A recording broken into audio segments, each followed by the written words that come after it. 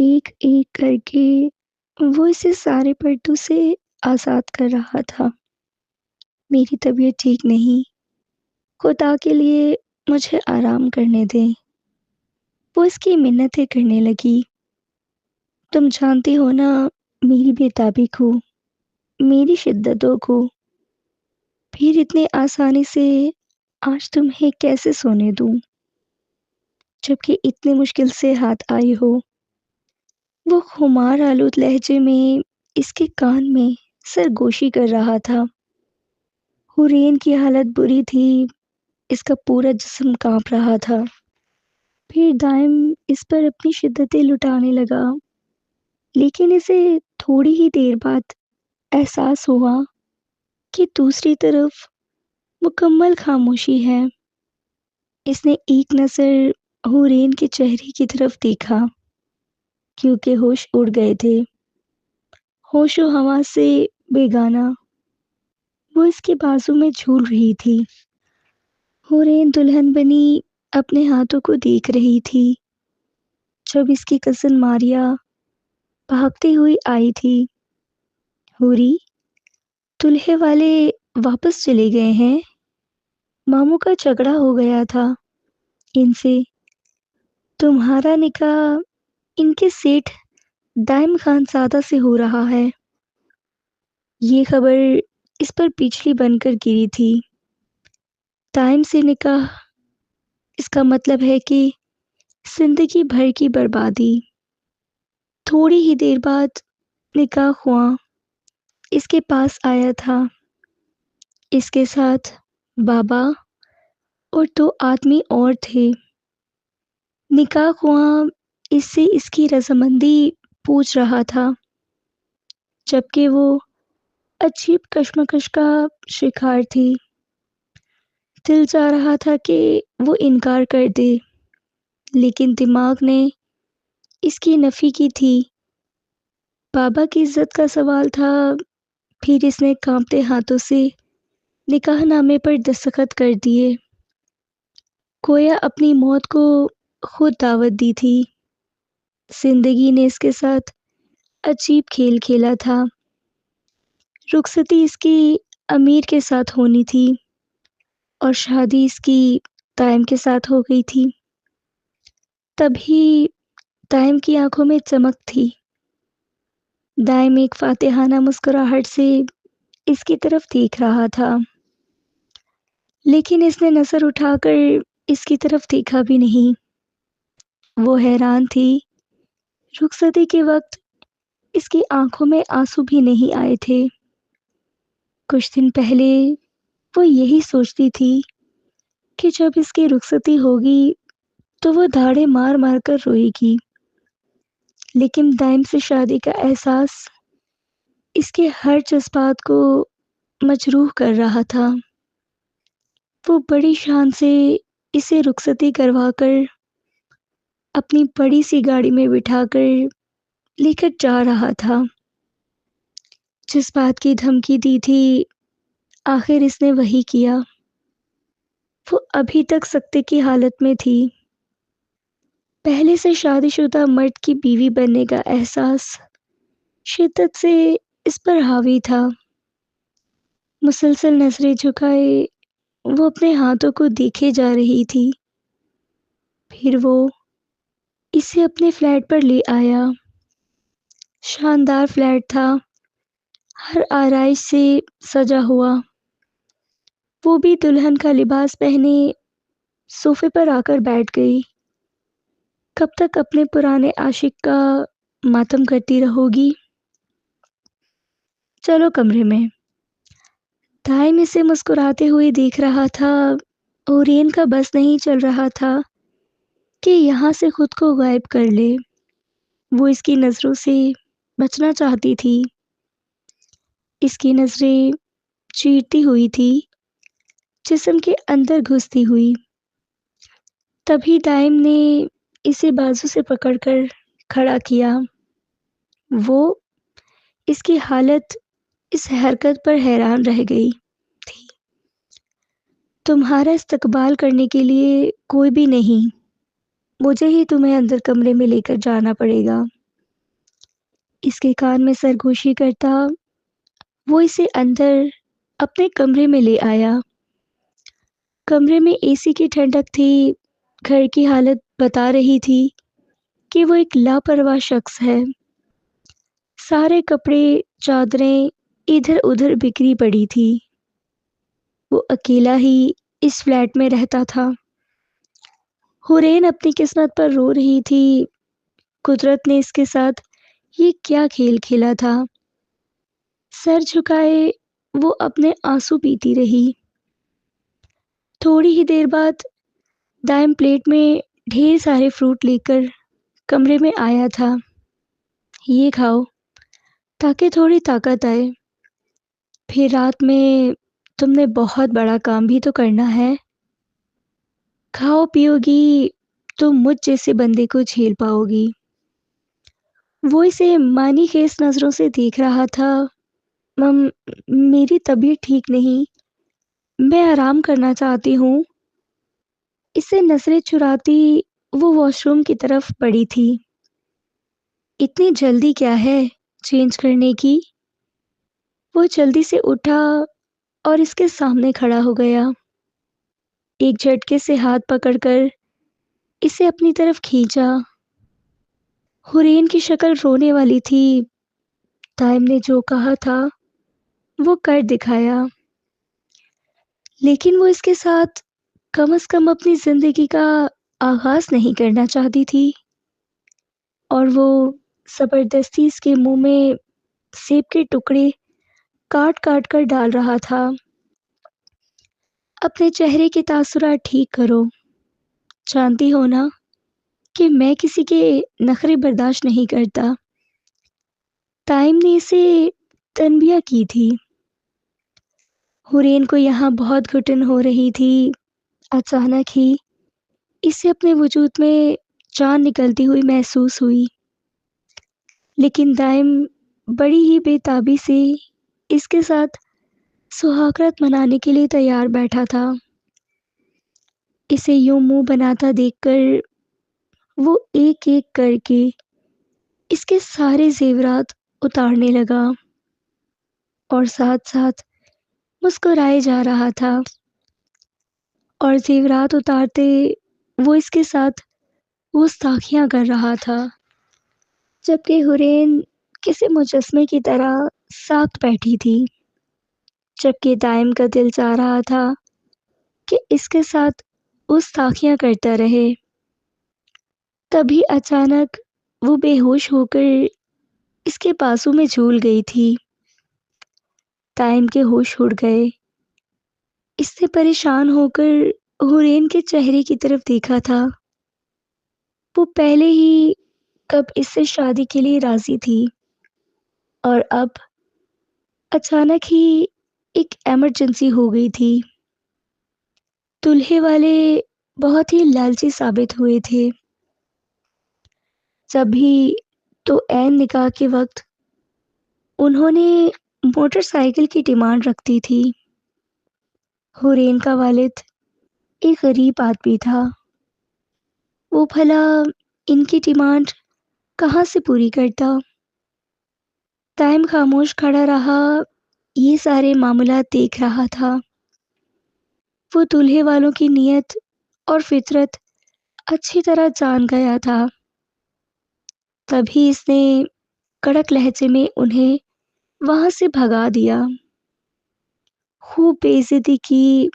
وہ پہلے بھی کب چاہتے تھے کہ حورین کسی اور کی دلہن بنے۔ ارے بیٹا، ایسے نہ کرو، میری بیٹی کی زندگی برباد ہو جائے گی۔ اگر اس کی بارات واپس چلی گئی تو کون اس سے شادی کرے گا؟ وہ برباد ہو جائے گی۔ میری بیٹی ساری عمر اسی دہلیز پر بیٹھی رہ جائے گی۔ جبکہ حورین کی ماں تو روئے جا رہی تھی، اور دولہے والوں کی منتیں کیے جا رہی تھی کہ بارات خالی نہ لے کر جاؤ، ہم کچھ نہ کچھ کرتے ہیں، آپ ہمیں کچھ ٹائم دیں۔ لیکن دائم نے کہا کہ نہیں، کوئی بائک نہیں ملے گی۔ شادی کرنی ہے تو ٹھیک ہے، تو تم لوگ جا سکتے ہو۔ حورین کا والد بھی دولہے والوں کے سامنے ہاتھ جوڑے کھڑا تھا۔ تبھی دائم نے ان کا ہاتھ پکڑا اور کہا، میں آپ کی بیٹی سے شادی کروں گا۔ ان کی آنکھیں پھٹی کی پھٹی رہ گئی تھی۔ وہ جو فیکٹری کا مالک تھا اور خود حورین کا والد شرافت علی ان کا پیون تھا، اتنا بڑا آدمی ان کی بیٹی سے شادی کرنے کے لیے تیار تھا، کیونکہ محمد دائم خانزادہ آج سے نہیں بلکہ 2 سالوں سے حورین کے پیچھے تھا۔ لیکن اس بات کا اسے بعد میں پتہ چلا تھا کہ حورین کا والد وہی ہے، شرافت علی، جو ان کے آفس کا پیون ہے۔ وہ مئی کی ایک تپتی دوپہر تھی جب اچانک بیچ راستے میں دائم کی گاڑی خراب ہو گئی تھی۔ اسے غصہ بہت آ رہا تھا، پھر اس نے مکینک کو فون کر کے یہیں پر بلا لیا تھا اور اب بڑی شدت سے اس کا انتظار کر رہا تھا۔ لیکن اچانک ہی اس نے دور سے ایک لڑکی کو آتے ہوئے دیکھا تھا۔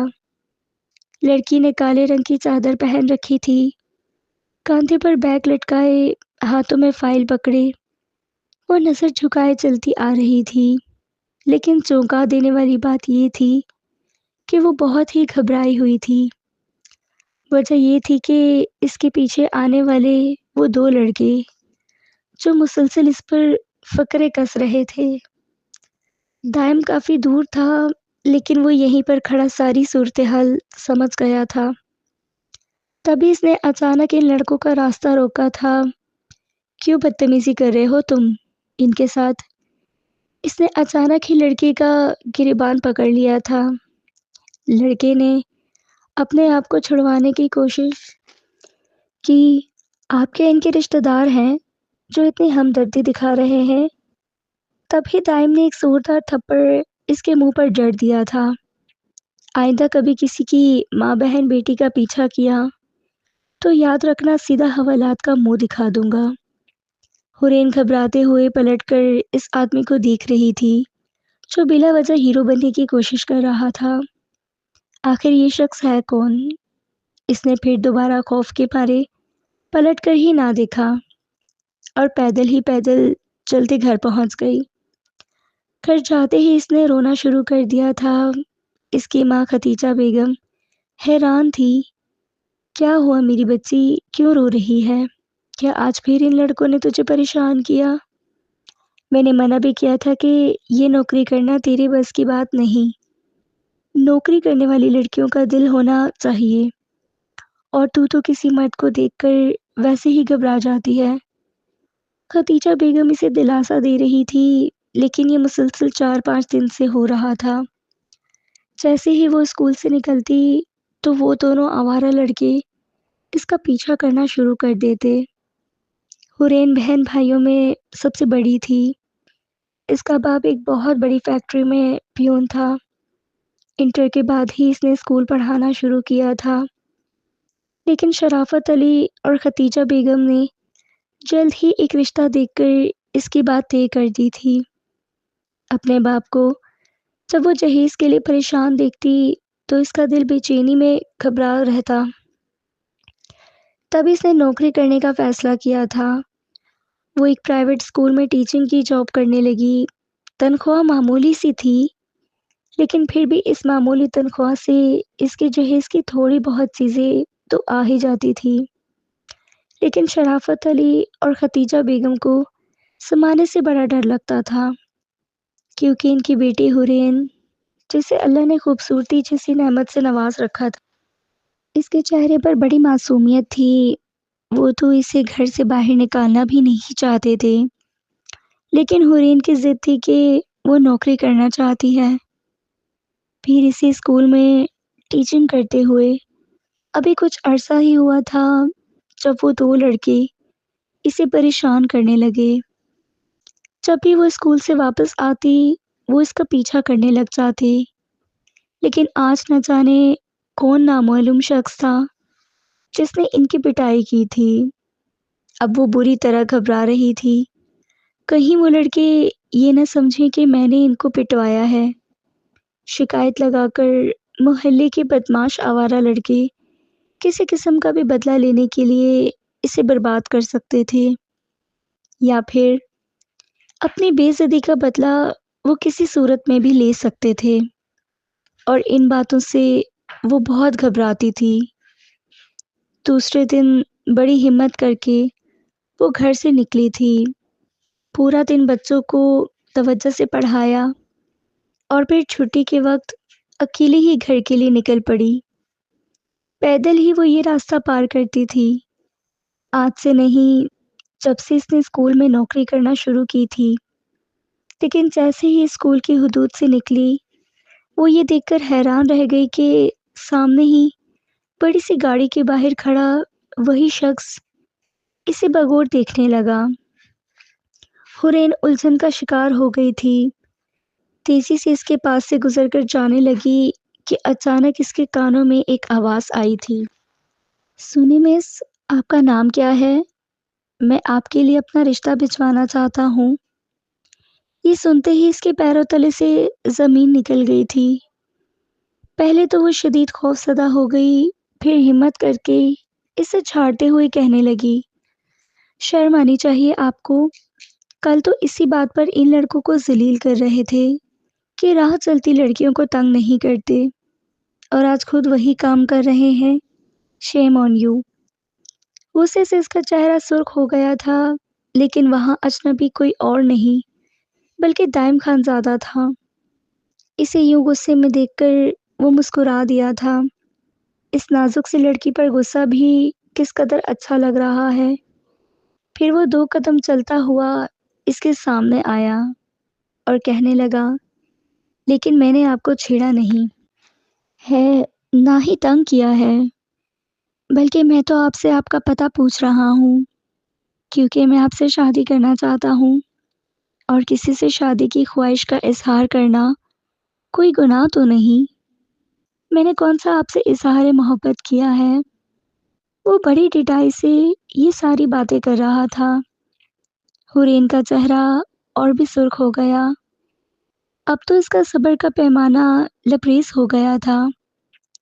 کبھی غصے میں کہنے لگی، یوں راہ چلتے کسی کو پرپوز کرنا، یہ جانے بنا کہ کہیں وہ لڑکی شادی شدہ تو نہیں، یا پھر کسی سے شادی کا وعدہ تو نہیں کیا ہوا ہے، اور آپ سے شادی کرنا چاہتے ہیں تو میں آپ کو بتا دیتی ہوں مسٹر، میں انگیجڈ ہوں، اور چند مہینوں بعد میری شادی ہونے والی ہے، اس لیے آئندہ میرے راستے میں آنے کی کوئی ضرورت نہیں۔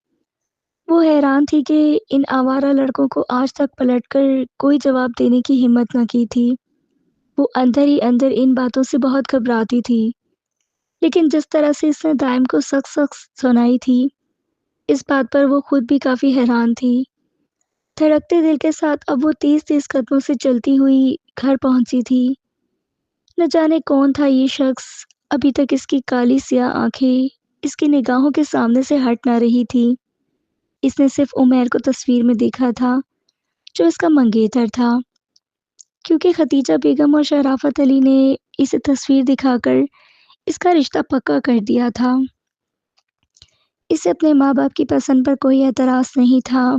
عمیر کی تصویر دیکھنے کے بعد اس کا دل ایک نئی نال پر کبھی نہ کبھی دھڑکا تھا، لیکن اس شخص کی کالی سیاہ آنکھوں کو دیکھ کر وہ انجانے خوف کا شکار ہوئی تھی، کیونکہ اسے اس کی آنکھوں میں ایک عجیب سا تاثر نظر آیا تھا، جیسے اسے جس چیز کی چاہ ہو وہ اسے پا کر رہتا ہے۔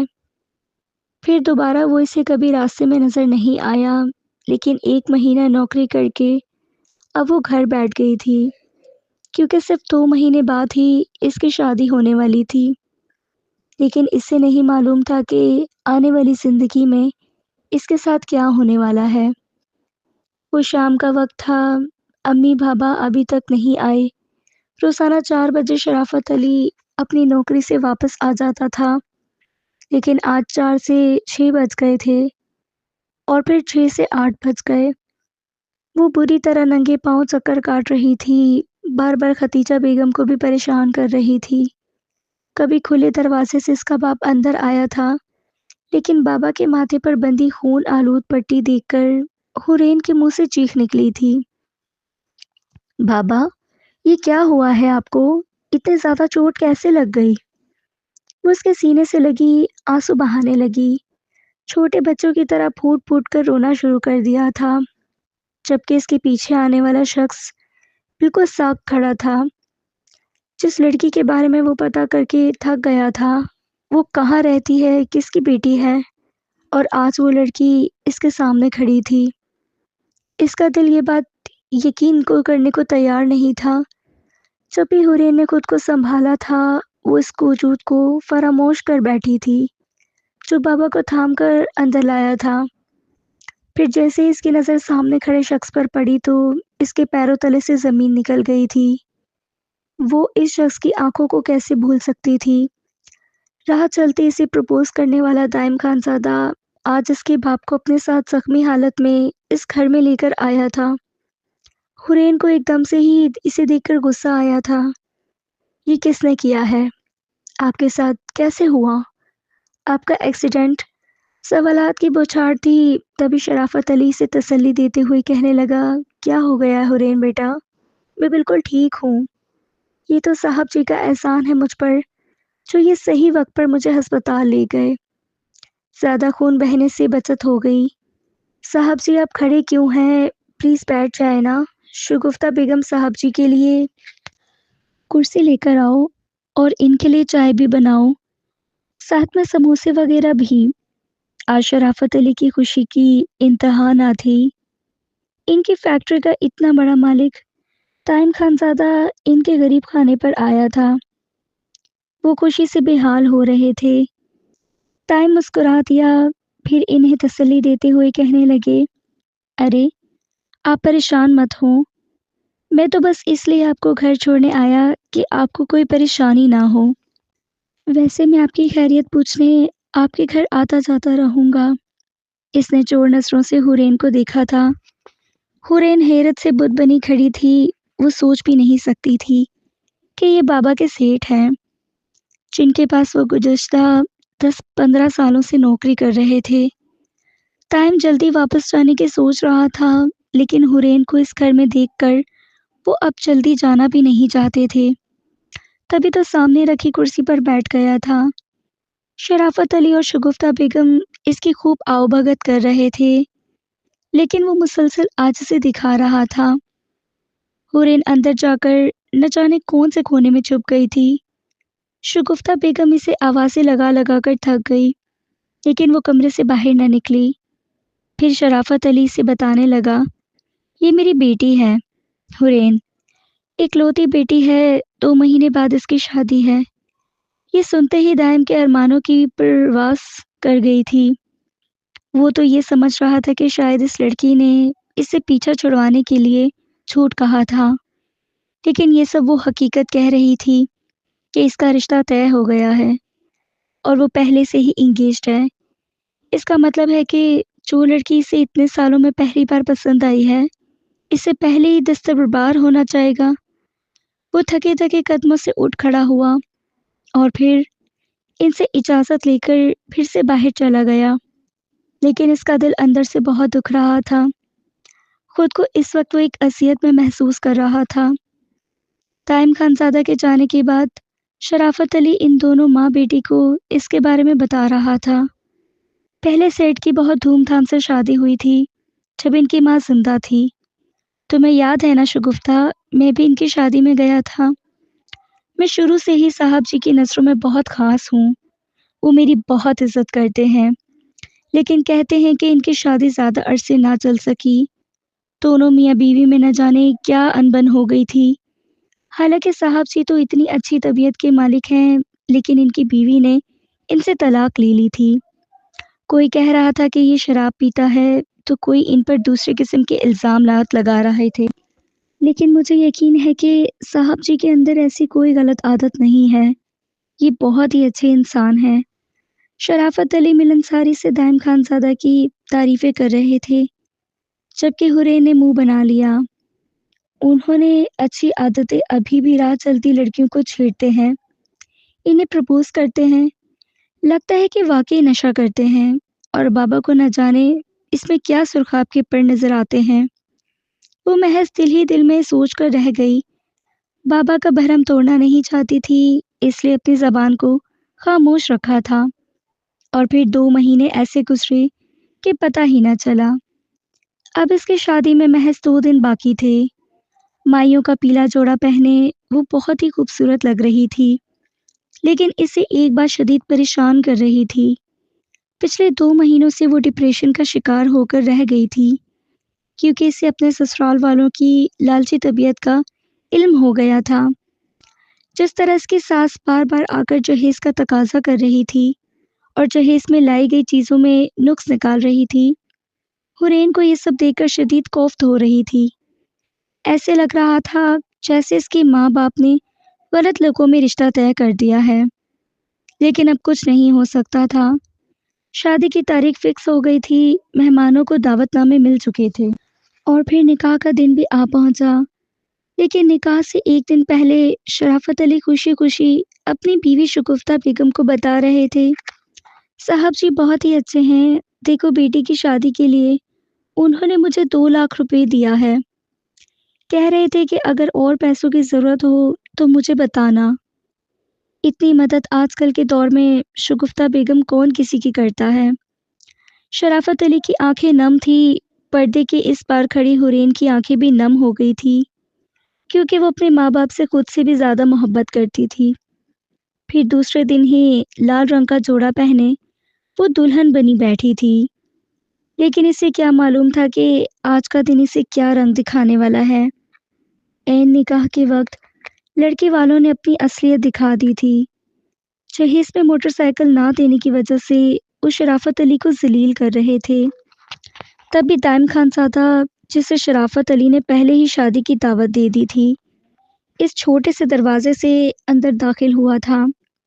اس کے ماتھے پر بل پڑ گئے تھے۔ اتنے بڑے آدمی کو دیکھ کر سب ہکا بکا رہ گئے تھے۔ لڑکی والوں کی لالچی طبیعت دیکھ کر دائم نے ان کی طبیعت درست کر دی تھی، خوب سلیل کر کے یہاں سے بگا دیا۔ حورین کی بارات واپس لوٹ گئی تھی۔ ماریا بھاگتی ہوئی اس کے پاس آئی تھی اور اسے ساری بات بتا دی۔ اسے شدید غصہ آ رہا تھا، وہ سمجھ رہی تھی کہ دائم نے جان بوجھ کر یہ سب کیا ہے، کیونکہ وہ اسے پہلے ہی شادی کے لیے پرپوز کر چکا تھا، اور پھر جب اس کا نکاح دائم خان زادہ سے ہوا تو اسے یقین ہی نہیں آ رہا تھا کہ کیسے اس کے بابا ایک پہلے سے شادی شدہ انسان کے ساتھ اس کا نکاح کر سکتے ہیں۔ پھر وہ اسے رخصت کر کے اپنے فلیٹ پر لے آیا تھا۔ شادی کی پہلی رات اس کے ساتھ تعلقات قائم کرنا چاہیں تو وہ بے ہوش ہو گئی تھی، کیونکہ وہ ابھی اس پوزیشن میں نہیں تھی۔ لیکن اگلے دن دائم نے اس کی ماں شگفتہ بیگم کو فلیٹ پر بلا لیا تھا تاکہ وہ اس کا خیال رکھ سکیں۔ امی، یہ اتنا برا انسان ہے، آپ نے میری شادی اس کے ساتھ کیسے کر دی؟ یہ نہ جانے میرے ساتھ کیا سلوک کرے گا، یقیناً یہ نشہ بھی کرتے ہوں گے، کہیں نشہ کر کے میرے ساتھ مار پیٹ نہ کر دیں۔ وہ سخت وہموں کا شکار تھی۔ شگفتہ بیگم نے اسے سینے سے لگا لیا۔ نہیں میری بچی، ٹائم ایسا نہیں ہے، میں تو حیران ہوں تیری قسمت پر، تیرے بخت کا ستارہ تو آسمانوں پر گردش کر رہا ہے، دیکھ تو اس فیکٹری کے مالک کی بیوی بن گئی ہے، جس میں تیرا باپ 15 سالوں سے نوکری کر رہا تھا۔ یوں سمجھ کے یہ تو ایک معجزہ ہو گیا ہے۔ وہ بہت ہی اچھا انسان ہے، تیرا بہت خیال رکھے گا حورین۔ حورین خاموش تھی، نہ جانے آنے والی قسمت اسے کیا رنگ دکھانے والی ہے۔ وہ ابھی سے ہی سوچ کر ان پریشانیوں میں گرفتار ہو گئی تھی۔ شام میں جب دائم گھر آیا تو اس کی ماں جا چکی تھی۔ اس وقت حورین کی طبیعت کچھ بہتر تھی اور وہ بیڈ پر لیٹی ہوئی تھی۔ جیسے ہی دائم کمرے میں آیا تو وہ فوراً سے بوکھلا کر اٹھ بیٹھی۔ دائم اسے دیکھ کر مسکرا دیا تھا اور کہنے لگا، کیا ہوا میری پیاری بیوی، مجھے دیکھ کر گھبرا کیوں گئی ہے؟ وہ کچھ نہ بولی۔ پھر دائم اس کے پاس آ کر بیٹھ گیا اور اسے کہنے لگا، تمہاری طبیعت کیسی ہے؟ وہ کہنے لگی، کچھ بہتر ہے۔ تبھی دائم کھلکھلا کر ہنسا تھا، یار کیا چیز ہو تم، کوئی ایسے بھی کرتا ہے؟ اتنی اہم رات تھی ہماری اور تم نے وہ مس کر دی۔ تبھی حورین نے اسے غصے سے دیکھا تھا، آپ کے لیے تو یہ اہم نہیں ہونی چاہیے تھی، آپ تو پہلے سے ہی شادی شدہ ہیں، اور جائیں اپنی پہلی بیوی کے پاس، یہاں پر کیا کر رہے ہیں؟ ताइम को इसकी मासूमियत पर फिर से हँसी आई थी। हाँ, हाँ, बिल्कुल, मैं शादीशुदा हूँ और 2 बच्चे भी हैं मेरे। तभी हुरैन एक झटके से इसके पास से उठी थी। कितना जुल्म कर दिया इसके बाबा ने, एक शादीशुदा और 2 बच्चों के बाप से ब्याह दिया। फिर वो कहने लगी, तो फिर मेरी ज़िंदगी बर्बाद क्यों की? मेरे साथ आपने शादी क्यों की? और मेरे पीछे क्यों पड़े हुए थे? वो कहने लगा, बस तुम मुझे अच्छी लगी थी, इसलिए। और वैसे भी कहते हैं ना कि मर्द को इस्लाम में 4 शादियाँ करने की इजाज़त है, तो क्या फ़र्क पड़ता है? वो इसे आँखें फाड़-फाड़ कर देख रही थी, इसका क्या मतलब है? आप मेरी बात भी और शादी कर लेंगे? उसकी बातों से महफ़ूज़ हो रहा था। कहने लगा, हाँ, अगर कोई लड़की अच्छी लगी तो कर लूँगा। हुरैन ने वहीं बैठकर रोना शुरू कर दिया। इसने तो सोचा भी नहीं था कि इसे ऐसा शख्स मिलेगा जो दिल फेंक किस्म का होगा, जिसकी पहले से भी बीवी होगी, बच्चे होंगे और इसके बाद भी वो शादी करने का इरादा रखता होगा। तभी दाइम खानज़ादा उठा और इसके पास आकर बैठ गया। इसका हाथ पकड़कर कहने लगा, अरे पागल, इतनी खूबसूरत बीवी होते हुए मैं क्यों और शादी करूँगा? तुम जानती हो कितने सालों से मैं तुम्हें ढूँढ रहा हूँ और मुझे पता ही नहीं था कि तुम अंकल शराफत की बेटी हो। बहुत अच्छा हुआ कि मैं वक़्त पर ही पहुँच गया और फिर तुम्हें तो मेरा एहसान मानना चाहिए कि तुम्हारी बारात वापस जाने लगी थी और मैंने तुमसे शादी कर ली। वो जानबूझकर हुरैन को तंग कर रहा था। फिर वो इससे कहने लगा, चलो उठो, अब तुम्हारी तबीयत ठीक है, जाओ कुछ खाने को लेकर आओ। किचन में सब कुछ मौजूद है, जो मर्ज़ी बना लो। हुरैन उठी और किचन में चली गई। बहुत बेदिली से इसने मटन कीमा बनाया। साथ-साथ इसकी आँखें भी भीगती जा रही थी। ये कैसी शादी है? लड़कियों को तो इतने अरमान होते हैं, यहाँ तो वलीमा भी नहीं हुआ, कोई इस्तकबाल के लिए भी नहीं था। और इन्हें देखो, ये मुझे यहाँ फ्लैट पर लेकर आए हैं। अगर इतना ही प्यार होता तो घर क्यों ना लेकर जाते? ज़ाहिर-सी बात है घर में इनकी पहली बीवी मौजूद है, वो कहाँ मुझे वहाँ जाने देती। ये सोचते हुए इसकी आँखों में आँसू सावन की तरह बरसने लगे। इसने तो सोचा भी नहीं था कि इसे एक बटा हुआ शख्स मिलेगा, एक ऐसा शख्स जो पहले से ही शादीशुदा था। जब वो दोनों खाना खाकर फारिग हुए तो दाइम इसे कहने लगा, चलो तुम्हें कहीं बाहर लेकर जाता हूँ।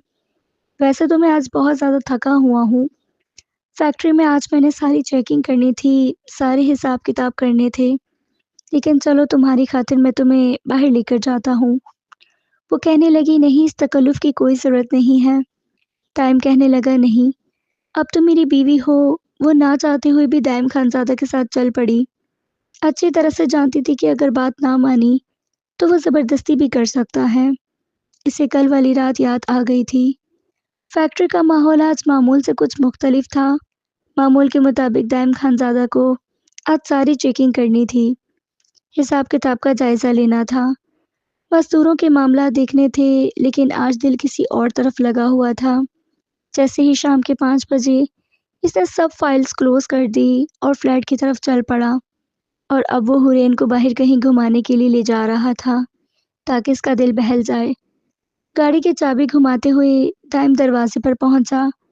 हुरैन को देखा तो लम्हे भर के लिए रुक गया। सादगी में लिपटी ये लड़की जैसे चांदनी में नहाई हो। शहर के पोश इलाके में दाखिल होते ही हुरैन की नज़रें बुलंद इमारतों, रोशनी और भीड़-भाड़ में खो गई। वो पहली बार इतने बड़े शॉपिंग मॉल में आई थी। हर तरफ कीमती ब्रांड्स के बोर्ड थे। वो कभी भी इन कीमती माल में नहीं आई थी। तभी दाइम ने इसका हाथ थामा और अंदर दाखिल हुआ। सबसे पहले वो एक महंगी बुटीक में गया। यहाँ आओ, तुम्हारे लिए कपड़े देखने हैं। वो कहने लगी, नहीं, मेरे पास कपड़े हैं। इसके जहेज के कपड़े थे जो इसने अपनी पसंद से बनवाए थे। क्योंकि वो इतने महंगे तो ना थे। ताइम ने नज़र भरकर इसे देखा। बीवी हो मेरी और बीवी को किसी चीज़ की कमी नहीं होनी चाहिए। तभी दाइम ने सेल्स गर्ल को इशारा किया, इसके लिए कुछ खूबसूरत पार्टी वियर निकालो, सबसे खूबसूरत जो तुम्हारे पास हो। हुरैन हैरत से देखती रही। रेशमी फ्रॉक, नगीनों से सजी साड़ियाँ, महंगे लॉन के सूट, हर एक चीज़ इसके ख्वाबों से भी बढ़कर थी। وہ سوچ بھی نہیں سکتی تھی کہ کوئی شخص ایسے کپڑے خریدے۔ کچھ ہی دیر میں سیلز گرل ایک نیوی بلو فراک لے کر آئی جس پر ہاتھ کی کڑھائی تھی اور قیمت 85,000 روپے۔ یہ ٹھیک ہے؟ تائم نے اس سے پوچھا۔ وہ تو قیمت دیکھ کر ہی حیران ہو گئی تھی۔ یہ یہ بہت مہنگا ہے، وہ گھبرا کر بولی۔ تائم ہنسا۔ مہنگا ہے تو کیا ہوا، مجھے پسند آیا ہے۔ وہ پھر کچھ نہ بولی۔ وہ سوچ رہی تھی کہ اتنے پیسوں میں تو ان کے 2 سے 3 مہینے نکل جاتے ہیں اور یہ شخص 1 منٹ میں اتنے پیسے لگا رہا ہے۔ تائم نے وہ ڈریس پیک کروا لیا، ساتھ 3 اور فراک بھی پیک کروائیں۔ وہ بھی دائم نے خود ہی پسند کی تھی، وہ بھی کافی ایکسپینسو تھیں۔ پھر وہ اسے لے کر جیولری سیکشن میں گیا۔ یہاں ہیرے جڑی بالیاں، سونے کی چینز اور جدید ڈیزائنز کی رنگس تھیں۔ سیلز مین نے ایک نازک سی نیکلس نکالی جس پر چھوٹے چھوٹے سجے موتی لگے تھے اور اس کی قیمت 1,20,000 تھی۔ حرین کی آنکھیں پھٹی کی پھٹی رہ گئی۔ یہ تو بہت مہنگا ہے، وہ بمشکل بولی۔ میں اس کا کیا کروں گی؟ دائم کچھ نہ بولو۔ پھر اس نے ایک نیکلس، بالیاں، رنگ اور ایک بریسلٹ حرین کے لیے پیک کروایا تھا۔ پھر دائم اسے کہنے لگا، چلو کچھ کھاتے ہیں۔ وہ کہنے لگی، نہیں مجھے کچھ نہیں کھانا۔ لیکن دائم اسے ایک کیفے میں لے کر آیا۔ دائم نے کافی منگوائی۔ حرین خاموش بیٹھی تھی، اس کی آنکھوں میں حیرت تھی۔ یہ بڑے لوگ کتنا پیسہ خرچ کرتے ہیں۔ دائم نے یہ اتنی مہنگی چیزیں میرے لیے لے لی ہیں، لیکن کیا فائدہ، جب ان کا دل بھر جائے گا تو اس سے آگے وہ سوچ ہی نہیں سکی۔ تبھی دائم نے نرمی سے پوچھا، تم خوش ہو؟ حرین نے نظریں جھکا لی۔ رات گہری ہو گئی تھی۔ واپسی کے سفر میں حرین خاموش تھی۔ جب وہ واپس فلیٹ پر پہنچے تو حرین پھر سے پریشان ہو گئی۔ وہ ابھی دائم کے ساتھ کوئی رشتہ قائم نہیں کرنا چاہتی تھی، لیکن دائم کہاں اسے چھوڑنے والا تھا۔ اتنے عرصے کے بعد تو اسے یہ خوشی ملی تھی، اور پھر کل بھی حرین نے اس کی خوشی کو پریشانی میں بدل دیا تھا، لیکن آج وہ اسے کسی بھی صورت نہیں چھوڑنا چاہتا تھا۔ وہ چپ چاپ بیڈ پر بیٹھی ہوئی تھی۔ دائم اس کے پاس آیا اور پیار سے اس کا ہاتھ پکڑ کر اسے کہنے لگا، آج میں کوئی بہانہ نہیں سنوں گا حرین۔ حرین جانتی تھی کہ کل تو وہ بچ گئی تھی، لیکن آج وہ کسی صورت نہیں بچ پائے گی۔ تبھی اس نے بڑی مشکل سے دائم کے لیے خود کو راضی کیا تھا، اور پھر اس رات دائم نے اپنا حق وصول کر لیا تھا۔ دائم کافی دیر اس پر اپنی شدتیں لٹاتا رہا۔ صبح جب دائم کی آنکھ کھلی تو حرین گہری نیند سو رہی تھی۔ اسے پیار سے حرین کے بالوں کو چہرے سے پیچھے کیا اور اسے غور سے دیکھنے لگا۔ آج حرین کو پا کر اس کے دل کو سکون ملا تھا، ورنہ مدیحہ کے ہوتے ہوئے تو اسے ایک پل کو بھی سکون نہ تھا۔ جیسے ہی اس کے ذہن میں مدیحہ آئی، اس کے ماتھے کے بل گہرے ہو گئے۔ وہ ان لمحوں کو یاد نہیں کرنا چاہتا تھا۔ تبھی وہ اٹھا اور واش روم میں چلا گیا۔ جب باہر نکلا تو حرین بھی جاگ چکی تھی۔ کچھ ہی دیر میں حرین بھی فریش ہو کر آئی تو دائم اپنے موبائل پر لگا ہوا تھا۔ حرین نے دائم کو ناشتہ بنا کر دیا اور پھر وہ فیکٹری چلا گیا۔ اس کے جانے کے بعد حرین بس ایک ہی بات سوچ رہی تھی، میری زندگی کتنی خوبصورت ہوتی اگر دائم کی پہلی بیوی نہ ہوتی تو۔ بے شک دائم کے پاس سب کچھ تھا، لیکن ایک عورت اپنے شوہر کو دوسری عورت کے ساتھ شیئر نہیں کر سکتی۔ حرین کو اس بات کی جلسی فیل ہو رہی تھی۔ پھر جیسے ہی اس نے اپنی آنکھ بند کی تو دائم کا سراپا اس کے سامنے آ گیا۔ کتنا خوبصورت ہے اس کا شوہر، ہینڈسم، گڈ لکنگ۔ وہ اسے سوچتے ہی مسکرا دی تھی، لیکن اس کے دل میں اس کی پہلی بیوی کی چبھن ابھی باقی تھی، لیکن پھر بھی اسے یہ سب برداشت کرنا تھا۔ سارا دن اس کا بور ہی گزرا، کیونکہ یہاں تو کوئی بھی نہیں تھا اور نہ ہی اس کے پاس کوئی کام کرنے کو تھا۔ شام میں جب دائم کے آنے کا ٹائم ہوا تو اس نے دائم کے لائے ہوئے ڈریسز میں سے ایک خوبصورت لون کا ڈریس نکالا اور وہ سوچنے لگی، اس کی زندگی میں ایسا دن بھی کبھی نہیں آیا تھا جو کبھی ہمیشہ سادہ لباس پہنتی تھی، جس کے پاس زیادہ تر کپڑے اپنی ماں کے ہاتھ کے سلے ہوئے تھے۔ آج اس کے پاس لاکھوں کی اشیاء تھی۔ تبھی دروازہ آہستہ سے کھلا۔ دائم اندر آیا۔ اس کے ہاتھ میں ایک چھوٹا سا گفٹ باکس تھا۔ دائم اس کے قریب آیا اور گفٹ باکس اس کی طرف بڑھایا۔ یہ تمہارے لیے ہے، اب کیا ہے اس میں؟ وہ دھیرے سے بولی۔ کھول کر دیکھ لو۔ حرین کے ہاتھ کانپتے ہوئے باکس کھولا۔ اندر ایک نازک سی رینگ تھی جس پر چھوٹا سا دل بنا ہوا تھا۔ وہ بہت خوبصورت اور نفیس تھی۔ یہ وہ حیرت سے اسے دیکھتی رہی۔ یہ تمہاری منہ دکھائی کا گفٹ ہے۔ نکاح تو ویسے بھی ایمرجنسی میں ہوا تھا۔ حورین کو انگوٹھی بہت پسند آئی۔ تائم نے وہ انگوٹھی پکڑی اور خود اسے پہنانے لگا۔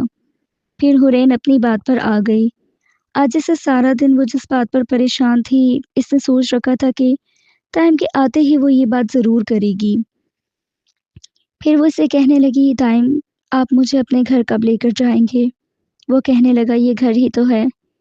تبھی حورین کہنے لگی، نہیں تائم، میں آپ کے اپنے گھر میں جانا چاہتی ہوں، جہاں آپ کے ماں باپ ہوں، آپ کی بیوی بچے ہوں۔ میں بھی چاہتی ہوں کہ میں ان کے ساتھ رہوں۔